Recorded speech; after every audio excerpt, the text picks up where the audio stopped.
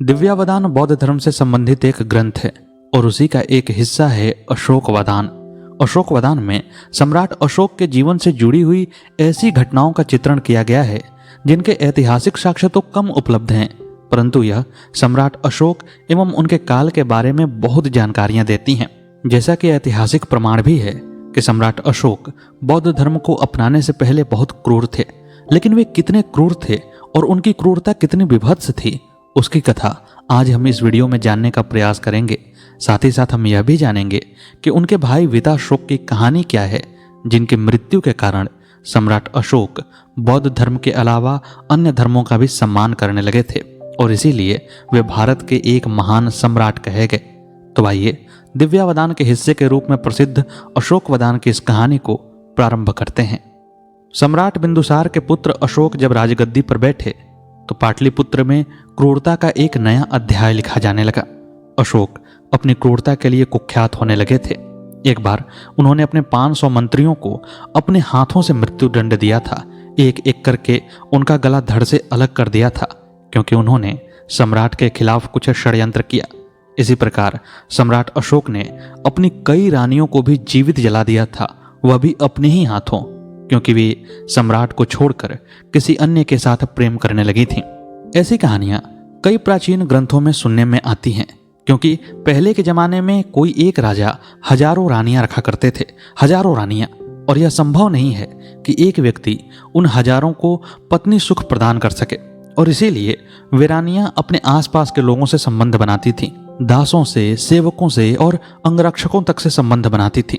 और जब राजा को यह पता चलता था तो वह उन दासों, सेवकों, अंगरक्षकों के साथ साथ रानियों को भी दंड दिया करते थे। इसी तरह सम्राट अशोक ने भी अपनी कई रानियों को अपने हाथों जिंदा जला दिया था। सम्राट अशोक के एक मित्र थे राधागुप्त, जो कि उनके मंत्री भी थे और सम्राट अशोक के बचपन के ही मित्र थे। सम्राट अशोक राधागुप्त पर बहुत विश्वास करते थे। राधागुप्त ने सम्राट अशोक को यह सलाह दी कि आप अपने हाथों से दंड क्यों देते हैं। जब आप अपने हाथों से किसी को मृत्यु के घाट उतारते हैं तो आपकी क्रूरता की चर्चा होती है और सारे राज्य में आपकी छवि एक क्रूर राजा के रूप में बनती चली जा रही है। इसलिए अच्छा हो कि यदि आप किसी मृत्यु दंड देने वाले को नियुक्त कर लें, वह व्यक्ति आपके कहे अनुसार ही मृत्यु दंड देगा। परंतु सम्राट अशोक इतने क्रूर थे कि कोई भी व्यक्ति उनकी क्रूरता की हद तक जाकर किसी को मृत्यु दंड नहीं दे सकता था। इसीलिए सम्राट अशोक ने कहा कि एक ऐसे व्यक्ति की खोज करो जो कि मेरी तरह ही क्रूर हो और कहीं मुझसे अधिक क्रूरता के साथ किसी को मृत्यु दंड दे सके। सारे अधिकारियों ने सम्राट अशोक की इस आज्ञा को सुना और उनके कहे अनुसार एक ऐसे ही व्यक्ति की खोज करने लगे। उसी समय राजगीर की पहाड़ियों की गोद में बसा हुआ एक गांव था। उस गांव में एक जुलाहा रहा करता था। उस जुलाहे के घर में एक बच्चा पैदा हुआ जिसका नाम रखा गया गिरिका। गिरिका बचपन से ही बड़ा क्रूर स्वभाव का था। जब वह बच्चा था तो वह चींटियों को और पतंगों को मार दिया करता था। जहां दूसरे बच्चे पतंगों के साथ खेलने में सुख का अनुभव करते थे, वहीं पर गिरिका उन्हें मार देने में सुख का अनुभव करता, और मारता भी था तो सामान्य नहीं बल्कि उन्हें पीस डालता था। जब वह थोड़ा बड़ा हुआ, किशोर हुआ, तो वह पशु पक्षियों को मारने लगा, उनका शिकार करने लगा। परंतु वह उनका शिकार ऐसे नहीं करता जैसे कोई शिकारी शिकार करता है, बल्कि वह इतनी निर्दयता और क्रूरता के साथ करता कि लोग उसकी विभत्सता को देखकर डर जाते, और धीरे धीरे पूरे गांव में वह गंदा गिरिका के नाम से प्रसिद्ध हो गया। उसके क्रूर कर्म को देखते हुए उसे उपनाम दिया गया गंदा, यानी कि खराब, और वह गंदा गिरिका के नाम से ही चारों तरफ जाने जाने लगा था। यहाँ तक कि जब वह थोड़ा और बड़ा हुआ तो उसने अपनी क्रूरता के चलते कई गांव वालों की हत्या की और अपने भाइयों तक को मार डाला। जब उसने हत्याएं करनी प्रारंभ की तो उसकी क्रूर हत्याओं की चर्चा अधिकारियों तक पहुंची। लोग उसकी शिकायत लेकर अधिकारियों के पास गए। अधिकारियों को एक ऐसे ही क्रूर व्यक्ति की तलाश थी। वे लोग खोजते हुए उस गांव में गए और गंदा गिरिका से मिले। गंदा गिरिका की कहानियां सुनकर और उसके स्वभाव को देखकर उन्होंने सोचा कि सम्राट ने जिस व्यक्ति की बात की थी वह यही है।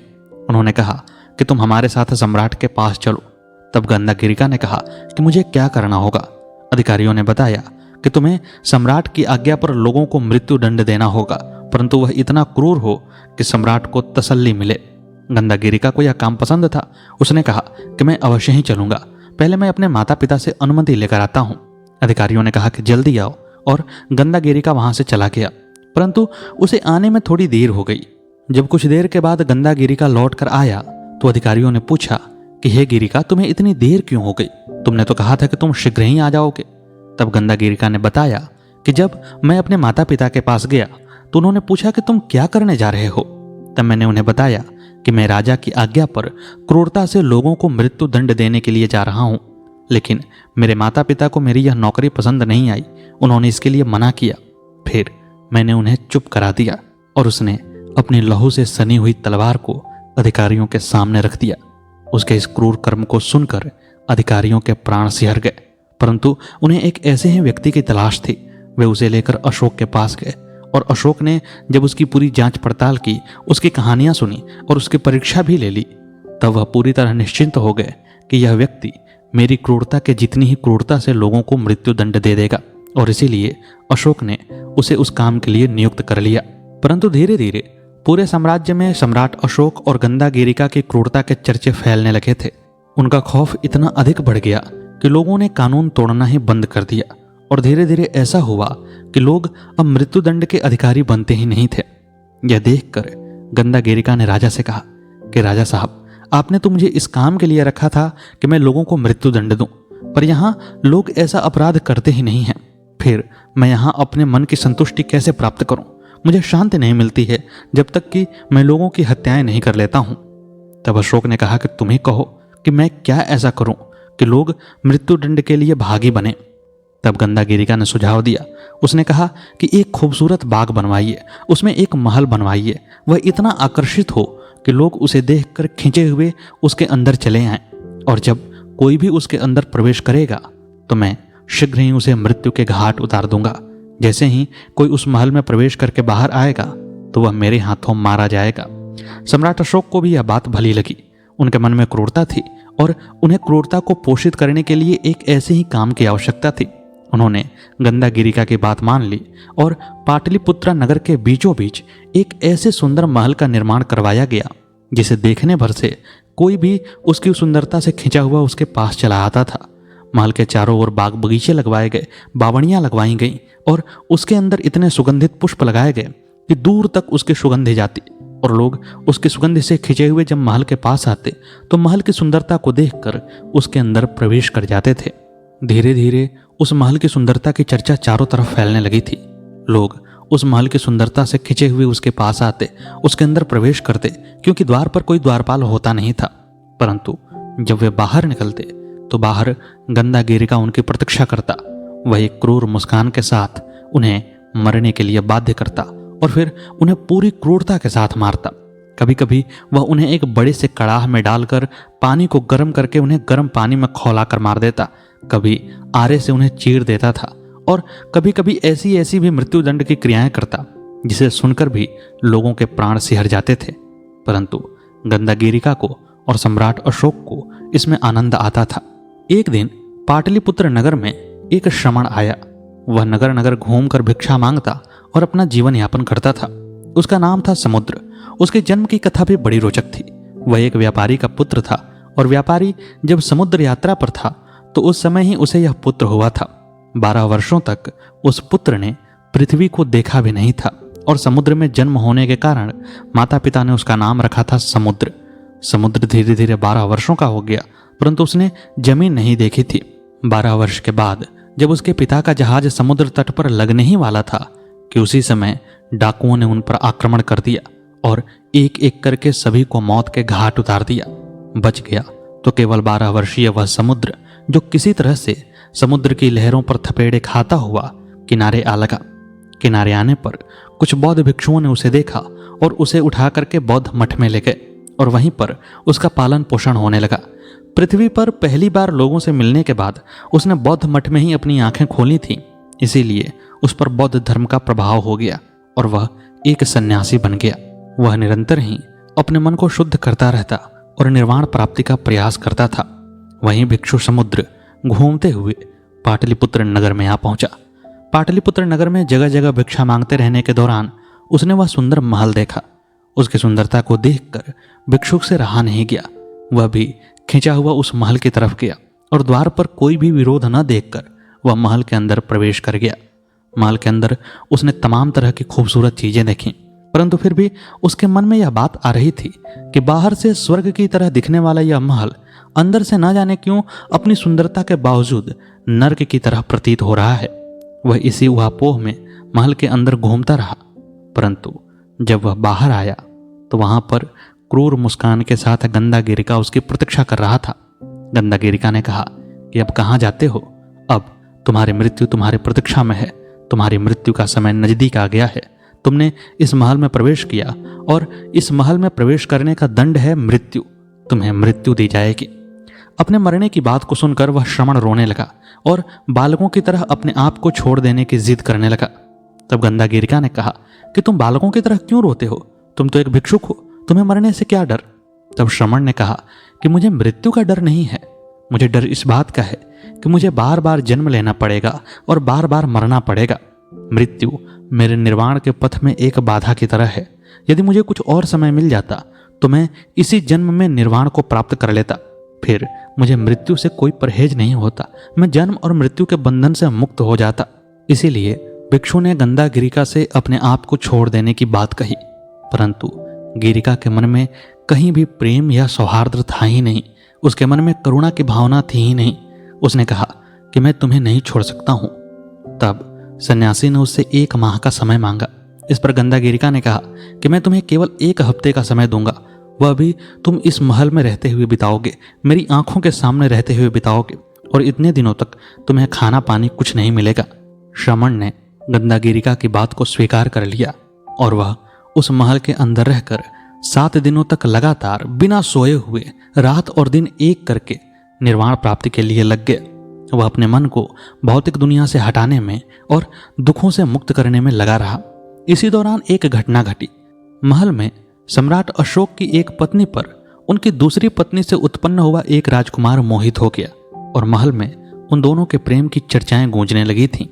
एक दिन वे दोनों ही आपत्तिजनक अवस्था में पकड़े गए और सम्राट अशोक ने अपने पुत्र और अपनी रानी को मृत्यु दंड दे दिया और उन्हें मृत्यु दंड दिलवाने के लिए उसी गंधागिरिका के महल में ले जाया गया, जहां पर गंधागिरिका उन्हें मारने से पहले एक लोहे की सतह पर सुला देता है और फिर आरे को तेज करने लगता है ताकि आरे से चीरकर उन दोनों की हत्या कर सके।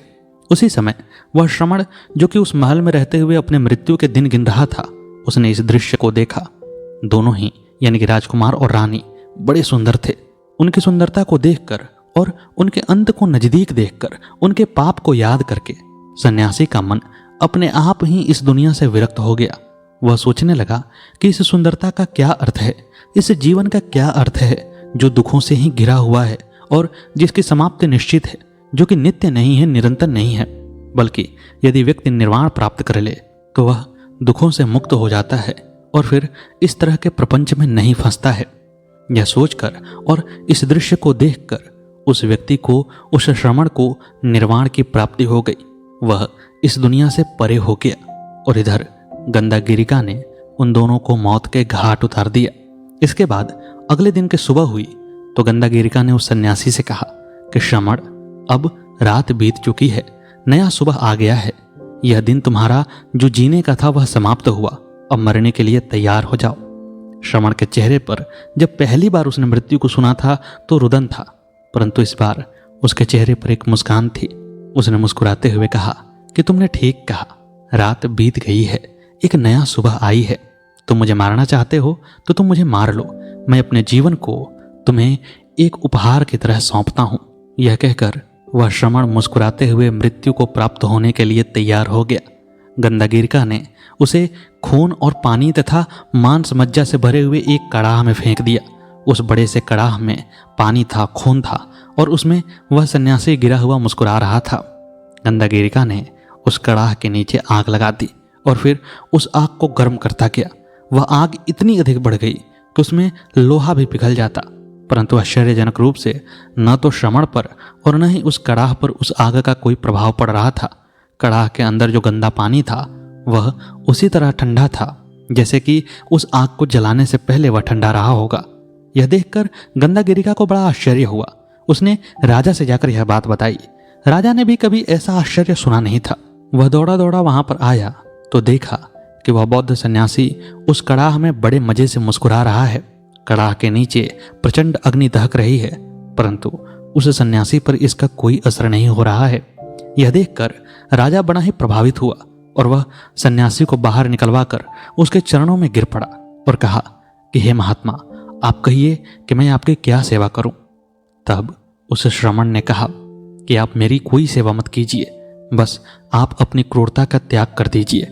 आप एक सम्राट हैं और आपका काम प्रजा का पालन करना है, न कि लोगों को दुख देना, उन्हें मारना है।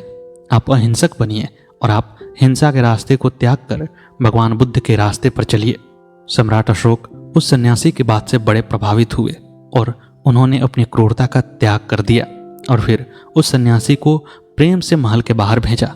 और फिर जब वे भी महल के बाहर आ रहे थे तो गंधागिरिका ने उनसे कहा कि महाराज, आपने मुझे आज्ञा दी थी कि जो कोई इस महल में प्रवेश करके बाहर निकलेगा मैं उसकी हत्या कर दूं।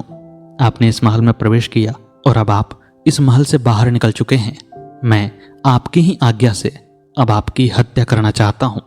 सम्राट अशोक ने आश्चर्यचकित होकर गंधागिरिका की तरफ देखा और कहा कि तुम मुझे मारना चाहते हो।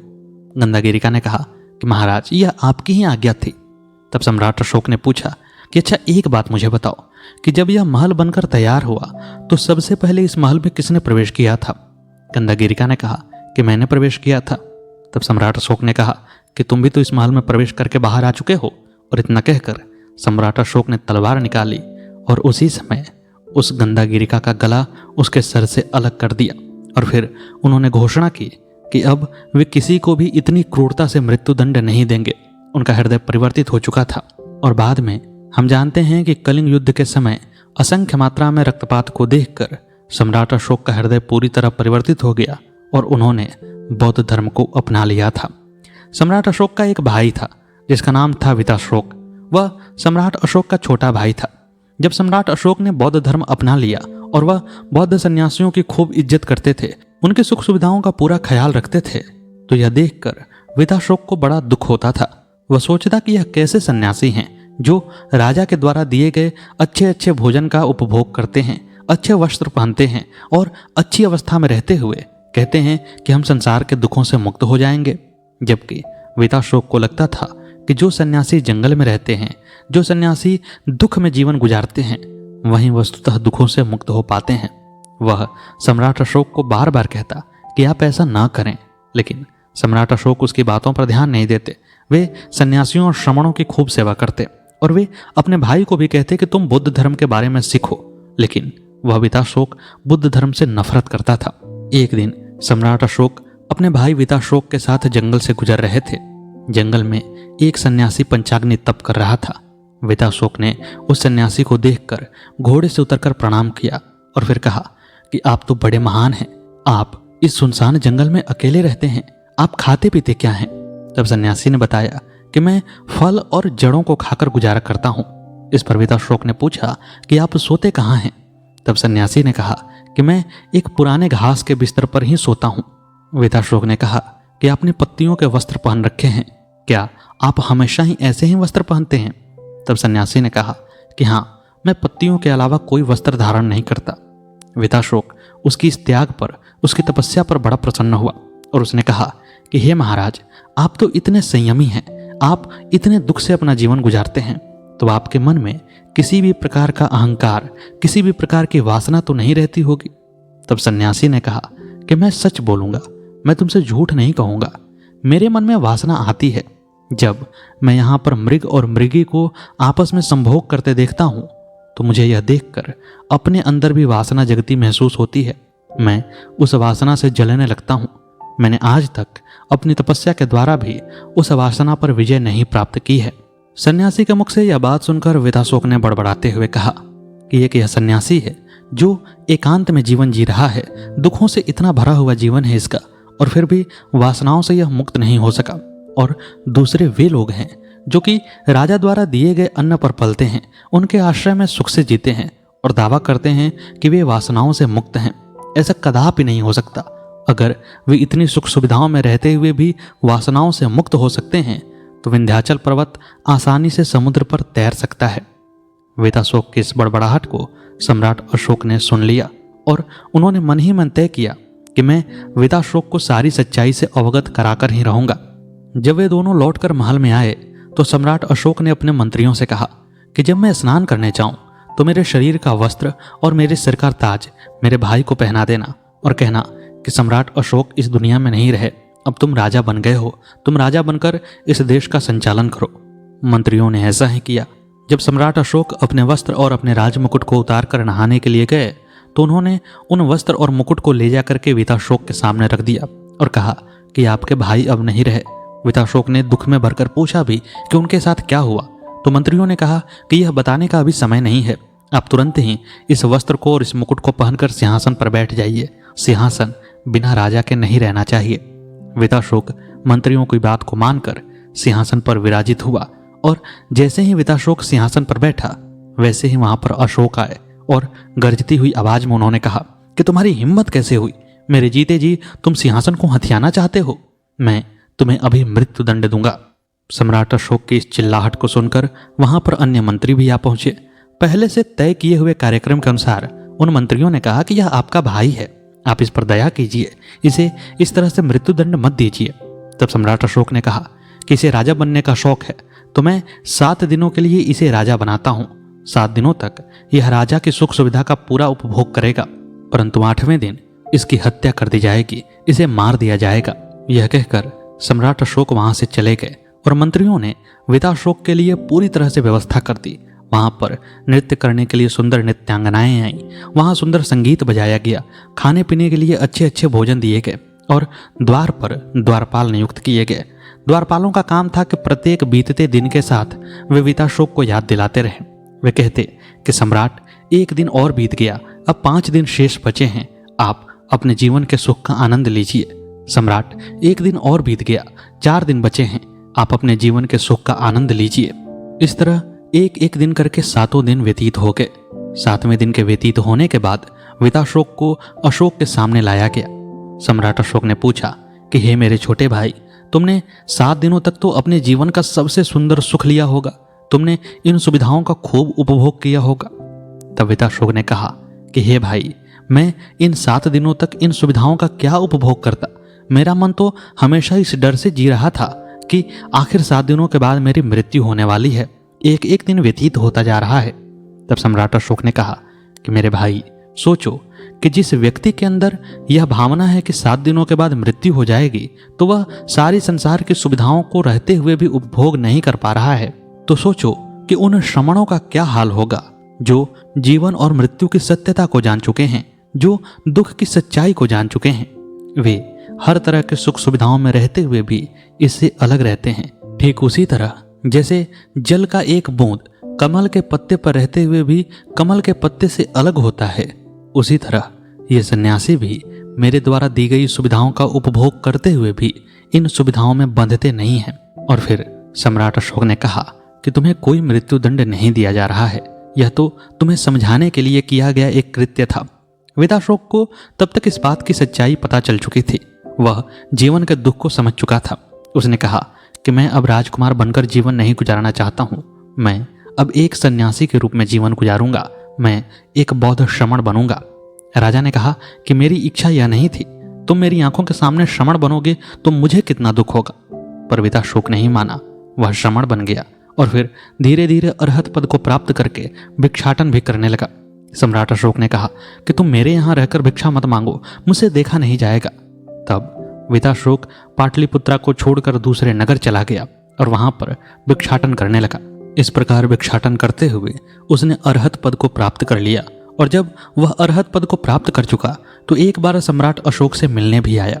फिर जब वह जाने लगा तो सम्राट अशोक उसे अपनी सीमा तक छोड़ने के लिए आए। सम्राट अशोक से मिलकर आने के बाद वेताशोक को एक रोग हो गया, जिसके कारण उसके सिर के सारे बाल गिर गए थे और उसे केवल दूध पर जीना पड़ रहा था। इसीलिए वह दूध की पूर्ति को पूरा करने के लिए एक ग्वालों के गांव में जाकर विश्राम करने लगा। वहीं पर रहता और दिन भर भिक्षा मांगता, भिक्षा में दूध लेता और उसे पीकर अपना जीवन यापन करता था। इधर उस समय जैन धर्म को मानने वाले और बौद्ध धर्म को मानने वाले लोगों के बीच में टकराव होता रहता था। एक जैनी ने एक ऐसा चित्र बनाया जिसमें दिखाया गया था कि भगवान बुद्ध भगवान महावीर के चरणों में प्रणाम कर रहे हैं। यह देखकर सम्राट अशोक ने न केवल उसके परिवार को बल्कि बंगाल के लगभग 80,000 घरों के जैनियों को मरवा डाला था। एक ही दिन में 80,000 लोगों के प्राण ले लिए गए। फिर एक दूसरी ऐसी ही घटना घटी जिसमें एक चित्रकार ने भगवान बुद्ध का ऐसा ही चित्र बनाया।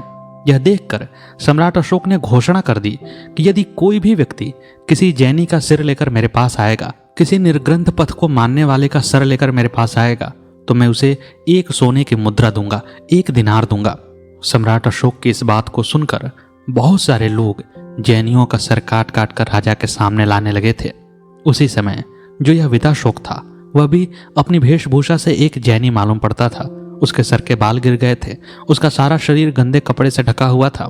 तब एक ग्वाले ने सोचा कि मैं भी यदि इस जैनी का सर लेकर राजा के पास जाऊंगा तो राजा मुझे 1 सोने की मुद्रा देगा। और यही सोचकर उसने विताशोक का सर धड़ से अलग कर दिया और वह सर लेकर राजा अशोक के सामने गया। सम्राट अशोक ने जैसे ही अपने छोटे भाई का कटा हुआ सर देखा, वैसे ही उनके दुख का कोई अंत नहीं रहा। वे धरती पर गिर पड़े, रोने लगे और फिर उस व्यक्ति को प्राण दंड देने ही वाले थे कि उनके बचपन के मित्र और उनके मंत्री राधा गुप्त ने कहा कि हे सम्राट, जब तक आप हिंसा पथ को पूरी तरह नहीं छोड़ देते हैं तब तक आपको ऐसे ही दुख उठाने पड़ेंगे। और फिर अपने भाई की मृत्यु से द्रवित हुए सम्राट अशोक ने सभी धर्म के लोगों का समान आदर करना प्रारंभ किया और वहीं से वे महान सम्राट अशोक बनने की तरफ मुड़ गए। तो मित्रों, अशोकवदान की ये कहानियां जो हैं वह ऐतिहासिक कम साहित्यिक ज़्यादा प्रतीत होती हैं, परंतु फिर भी यह सम्राट अशोक के बारे में एक ऐसी कहानी प्रस्तुत करती हैं जो बहुत कम लोग जानते हैं। उम्मीद है कि आपको यह प्रस्तुति पसंद आई होगी। कैसी लगी हमारी कहानी कमेंट बॉक्स में अवश्य बताइएगा। मिलते हैं अगले वीडियो में अगली प्रस्तुति के साथ। तब तक के लिए नमस्कार।